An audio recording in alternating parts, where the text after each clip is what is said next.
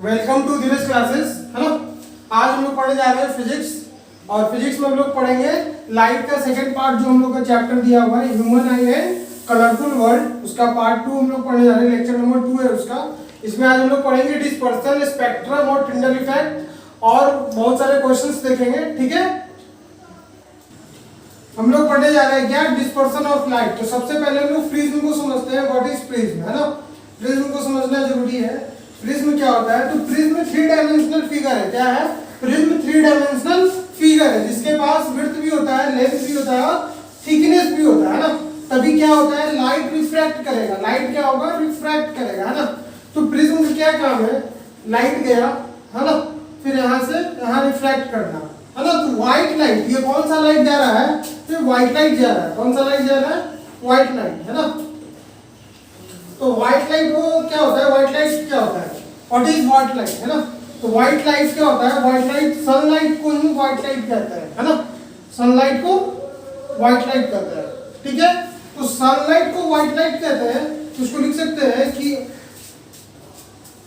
Light from sun is called white light, है ना। अब ये जो व्हाइट लाइट होता है, ये 7 मेन कंपोनेंट कलर से बना हुआ है। कितने कलर से बना हुआ है? 7 कंपोनेंट कलर से। जैसे व्हाइट लाइट जो है VIB, है ना, VIB, ZYOR, V for violet, है ना।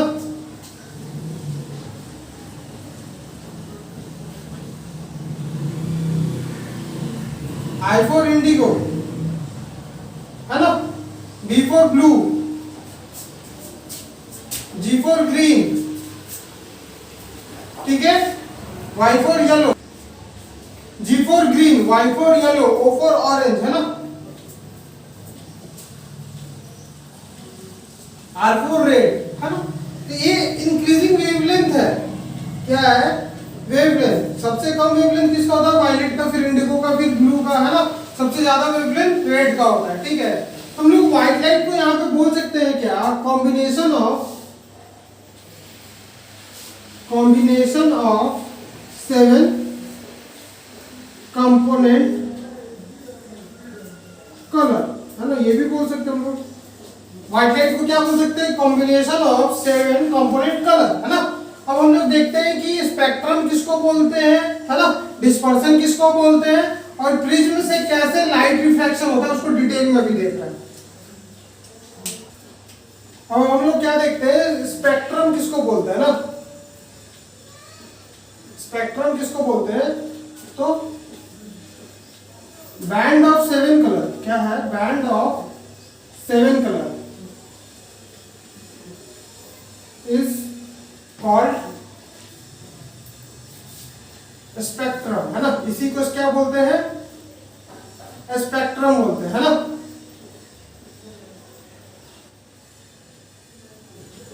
ठीक है, स्पेक्ट्रम, है ना। अब हम लोग देखते हैं डिस्पर्सन किसको कहते हैं।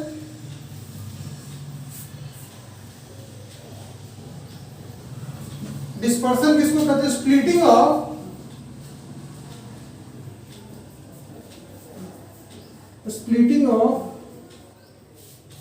White light into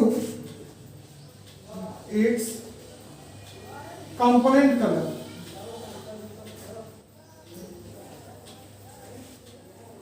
is called dispersion of light.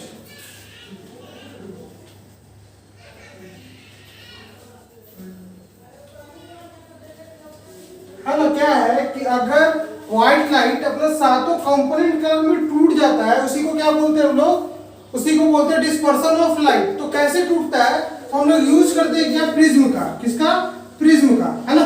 कोई भी 3 डायमेंशनल फिगर, है ना, वो क्या करेगा, उससे अगर लाइट पास करवा रहे हैं हम लोग, उससे क्या कर रहे हैं, लाइट पास करवा रहे हैं, तो उससे 7 कलर निकलेगा, है ना। 7 कलर क्या होगा? निकलेगा, ठीक है।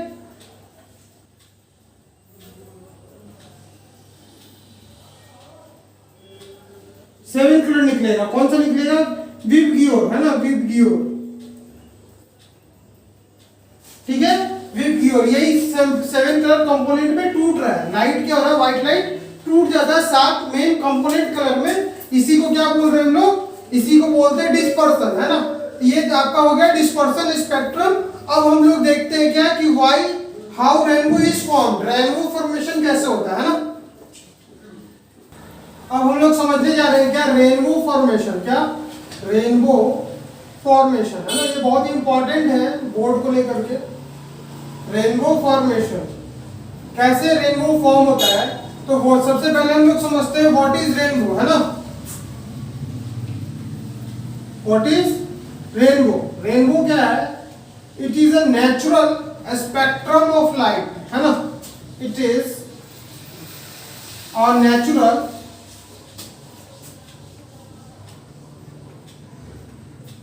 स्पेक्ट्रम ऑफ लाइट, है ना। नेचुरल स्पेक्ट्रम है ना। हम लोग को सातों कलर दिखता है स्काई में। It is a natural spectrum of light in sky, है ना, आफ्टर रेन शावर, है ना, आफ्टर रेन शावर। बारिश होने के जस्ट बाद हम लोग को ये दिखता है, जब धूप निकलता है ना, तो हम लोग को ये दिखता है, ठीक है, जस्ट बारिश होने के बाद। ऐसा क्या होता है, तो क्या होता है कि हम लोग को पता है अगर स्पेक्ट्रम हो रहा है, कोई भी व्हाइट लाइट टूट रहा है 7 कलर में, है ना, तो हमको उसके लिए क्या चाहिए, प्रिज्म चाहिए, है ना। और प्रिज्म का मतलब मैंने बताया था स्टार्टिंग में, उसके पास लेंथ हो, ब्रीथ हो और थिकनेस हो, मतलब कोई भी ऐसा ट्रांसपेरेंट मीडियम जिसके पास थिकनेस हो, तो वो मेरा क्या काम कर सकता है, प्रिज्म का काम कर सकता है। तो ये बारिश के बाद फॉर्मेशन होता है इसका। तो बारिश के बाद जो बारिश जस्ट लगभग छूटने वाला होता है और सनलाइट आ गया हम लोग के पास, है ना, तो क्या होता है, जो वाटर ड्रॉपलेट्स है जो ऊपर से गिर रहे हैं वाटर ड्रॉपलेट्स, वो एक्ट करते हैं प्रिज्म की तरह। किसकी तरह, प्रिज्म की तरह। और उसमें से क्या होता है, फिर व्हाइट लाइट जाता है। ये फॉर्मेशन कैसे होता है, तो जैसे कि ये वाटर ड्रॉपलेट है ना, ये वाटर ड्रॉपलेट है। अब यहाँ पे सनलाइट गया तो ये प्रिज्म की तरह काम कर रहा है, तो इसको तोड़ेगा, 7 कलर में क्या करेगा, तोड़ेगा, है ना। फिर ये रिफ्लेक्ट होगा, क्या होगा, रिफ्लेक्शन होगा।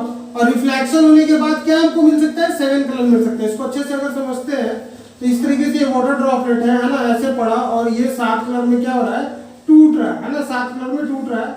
और ये इंटरनली क्या होता है, रिफ्लेक्शन होता है, रिफ्लेक्शन। उसके बाद ये मेरे एटमॉस्फेयर में मिल रहा है ना, ये एटमॉस्फेयर में मिल रहा है मेरे को, सातों कलर मिल रहा है ना, इस तरीके से सातों कलर मिल रहा है। तो ये क्या कहलाता है, इसी को कहते हैं रेनबो फॉर्मेशन। हमको सातों कलर दिख रहा है। तो ये जो है वाटर ड्रॉपलेट, ये वाटर ड्रॉपलेट किसका काम कर रहा है, वाटर ड्रॉपलेट प्रिज्म का काम कर रहा है ना। किसका काम कर रहा है, ये प्रिज्म का काम कर रहा है ना, प्रिज्म का काम कर रहा है। तो इसका रीजन लिखेंगे कि रीजन क्या है, it is caused bye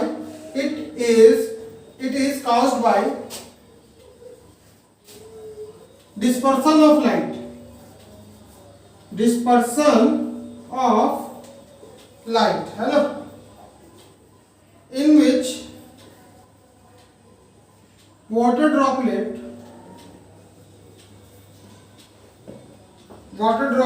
act as a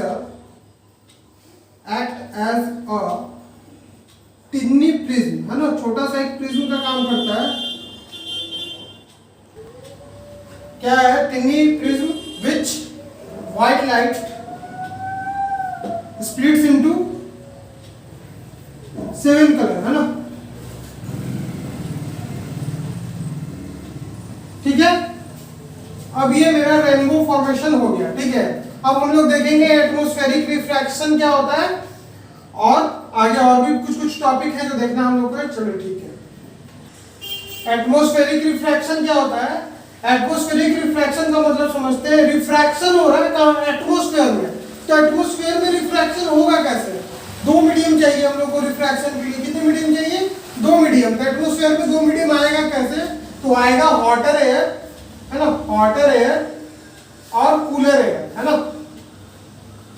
hotter air और कूलर एयर में कैसे आएगा, तो हॉटर एयर क्या होता है, हल्का होता है ना, वो एटमॉस्फेयर में ऊपर हो जाता है। कूलर एयर क्या होता है, भारी होता है, तो वो नीचे रहता है। तो 2 मीडियम काम कर रहा है। ये रेयर, ये डेंसर, और हमको मीडियम मिल गया तो क्या होगा, एटमॉस्फेरिक रिफ्रैक्शन होगा। तो what is atmospheric refraction? Refraction from hotter air to cooler air is called atmospheric refraction, है ना। अब इसके आगे जो हम लोग को देखना है वो क्या देखना है हम लोग को, इसके आगे देखना है why star twinkles why planet do not twinkle, और क्या देखना है why sky is blue, why at sunset sky is red. ये सब हम लोग नेक्स्ट लेक्चर में देखेंगे, ठीक है। आज के लिए बस इतना ही। हमारे चैनल को सब्सक्राइब कर दीजिएगा और लाइक कर दीजिएगा, ठीक है। Okay, thank you.